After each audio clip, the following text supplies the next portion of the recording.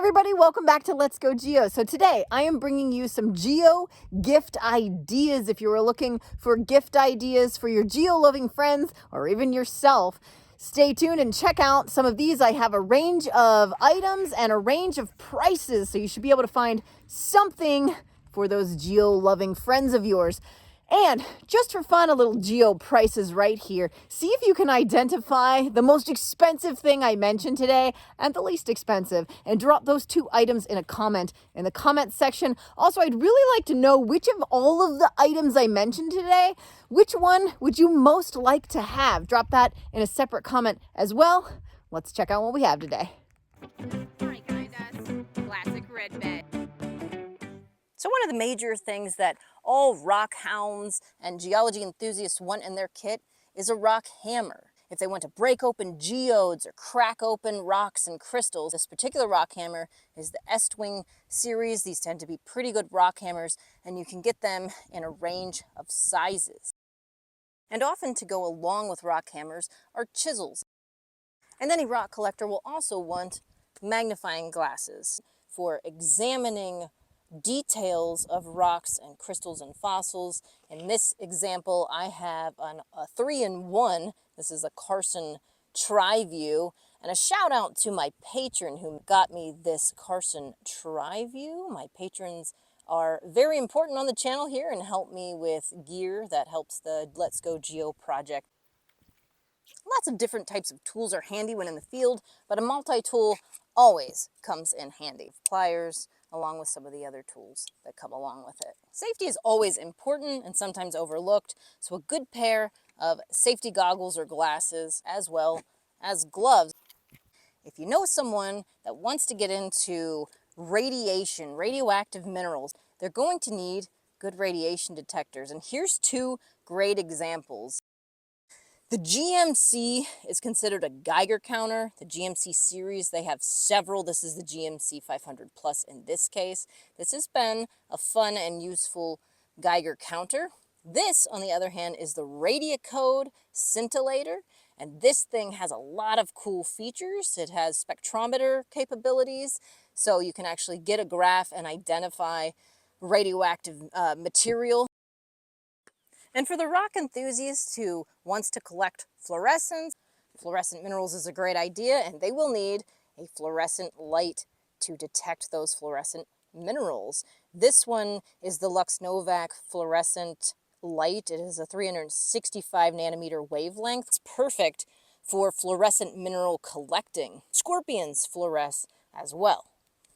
And I highly recommend tackle boxes. Yeah, fish tackle boxes. They work really well for storing medium to small-sized specimens. Other fun gadgets include a gold pan, also metal detectors. Just for fun, if anybody hits the lottery, you might also consider an XRF gun.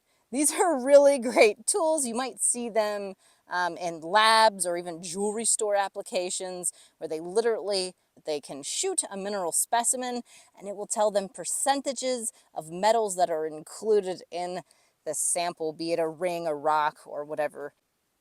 Another thing that the rock hounds will want is some sort of mineral test kit. Now, these are just various things that I've put together that I carry around with me in the field, including some specific minerals that I use for testing other minerals, and streak plates, pieces of glass, and stuff to clean up my specimens. But you can actually even buy mineral test kits that will have everything you need. This would go along with a mineral ID book. A mineral ID book is very important for the mineral collector. This is one example of one that I often carry around. It's small, little field ID book to rocks and minerals. It has a lot of detailed pictures of minerals and then details about each of the specific minerals. Roadside geology books. This is an entire series of books, waterproof notebooks available as well. So the geo enthusiast is usually somebody that spends a lot of time in the field. Let's talk about field gear that would be good for their adventures.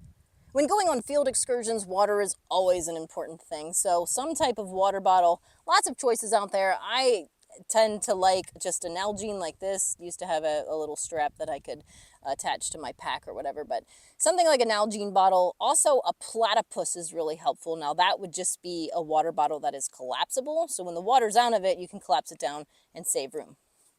One I'd highly recommend is just a Sawyer Mini. They're relatively inexpensive and they give you like 100,000 gallons of water filtration, and they're easy to carry around.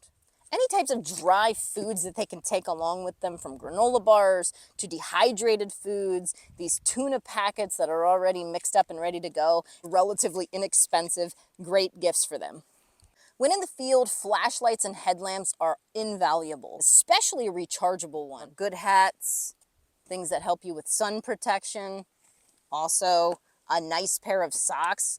In this case, these are darn tough Vermont socks. They actually replace socks when they go bad, and they're pretty heavy duty merino wool socks.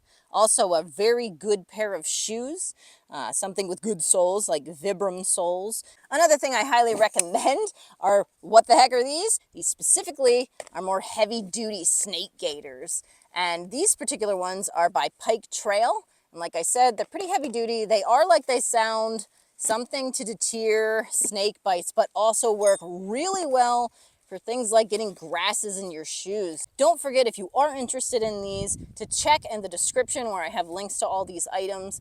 Find the snake gaiter link specifically for the Pike Trail, because we get 20% off, which is huge. So make sure you take advantage of that 20% off deal before you get yourself a pair. Packs and backpacks are also really valuable. Backpacks come in lots of different sizes, usually sized by liter. Just going out for a day trip, day packs might be better for that application. If they just want something that's like a nice canvas pack, this is a Gootium pack. They have lots of different packs available. I do like this one, just kind of a sand colored canvas pack. It's been really good for holding lots of different gear.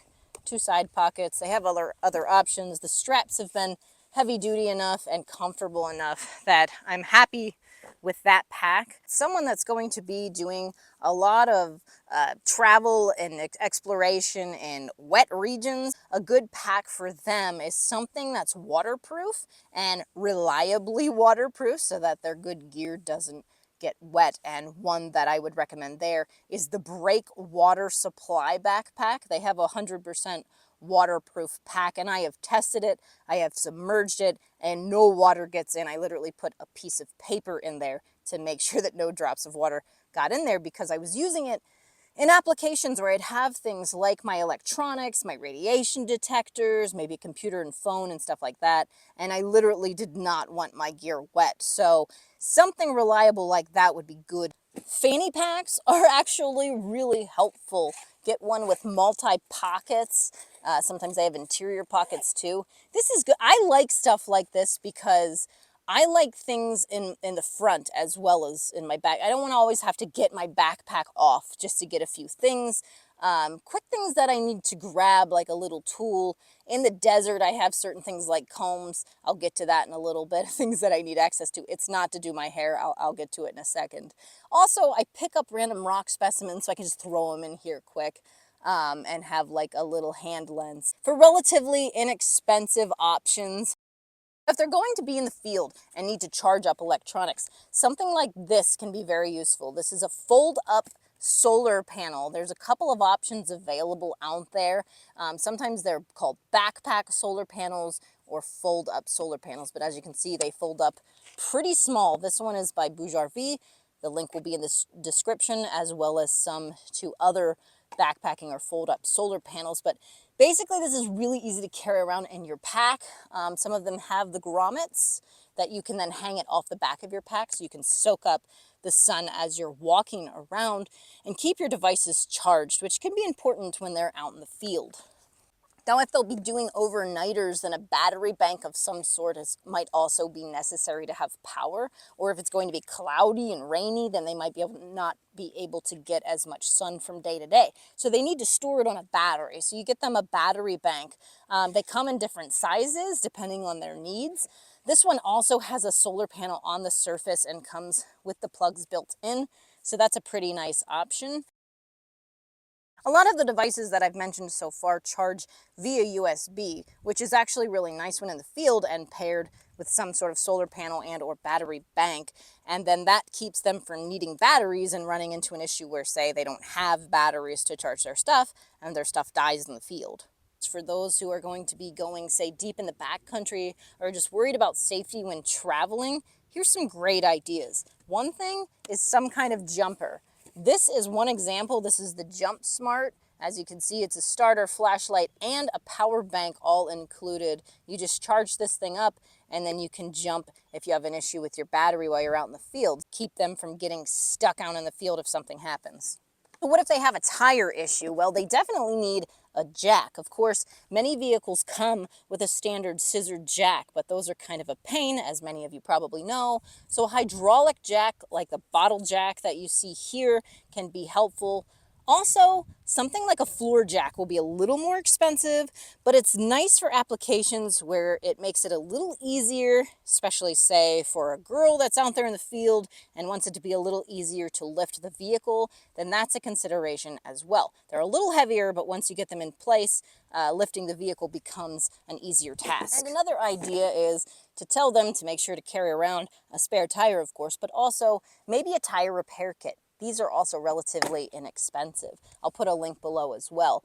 But as you can see, it has everything you need for a tire plug if you are out there again in the middle of nowhere, which I have been plenty of times, as you guys have seen here. And this will at least get you somewhere you need to be. And it's especially important if somebody is concerned about losing multiple tires on a trip, which you would think, how would that happen? Well, trust me, it's definitely possible when you're out there exploring places that have sharp rocks and old mining debris around, and even around the city. Oh, and another shout out to my patron who made it possible for me to have this after seeing me getting stuck out there.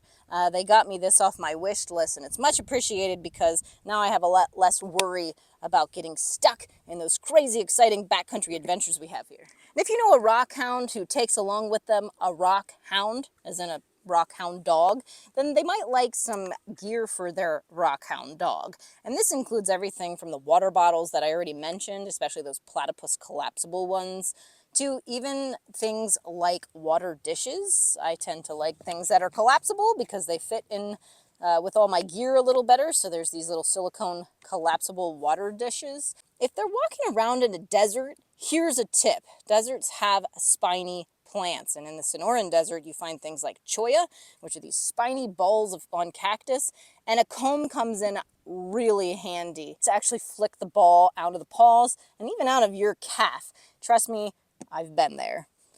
Also, for the old hound dogs who might find it a little harder to, say, get in and out of your truck, but they still really want to go on those field adventures, consider something like stairs. They make collapsible dog stairs, and a shout out to an awesome patron who understood my need to continue taking my rock hound with me on adventures and got me some dog stairs. So now it makes it a lot easier for my old hound dog to keep coming along in the field with me, and he can just go up the stairs, get in the truck, and we're on our way. In addition, let's talk about this little gadget. Now, this is a dog GPS tracker, but it's basically a GPS tracker by Arcular. And this handy little device is good for keeping track of your rockhound in the field. I often worry about them. They run around with me. I got this tracker here, and you can see this Arcular tracker comes with the device that you can track the dog with. This goes on their collar. Another fun thing that you can use this for is your own safety. You can stick this thing on like sitting on your truck, and when you go away from it, if you need to find camp, you can actually track your camp or pretty much track anything you want. So a GPS tracker is a really useful thing. And lastly, consider taking them on a rock hounding adventure. If you have a rock hound or geo enthusiast and you're looking for a cool type of gift, maybe an adventure is in store. Make sure that if they want to go mineral collecting, that you bring some sort of mineral ID book. Safety gear is also extremely important in the field. Probably your trusty rock hammer and those tackle boxes so they can put specimens in and keep track of what they found. Include labels. So put any type of label. You can use a piece of paper or whatever, but put what it is and where it was found. Always bring enough water and food in the field, maps, a GPS or some kind of guide, or if you're, relying on your phone, just be careful. You can't always rely on the phone, or at least the battery can die. So I hope that gives you a lot of awesome ideas and a wide variety of items and price ranges for your rockhound, geo-loving friend, or even for yourself. All of the things I've talked about here are in the description, so if you're looking for anything specific, look in the description. You can find the items I've talked about, and make sure you look for the items that I mentioned that have discount codes. Many of the items that I've talked about today, we have some discount codes available. So look at those first, click those links or use those discount codes so you can get it for a little cheaper.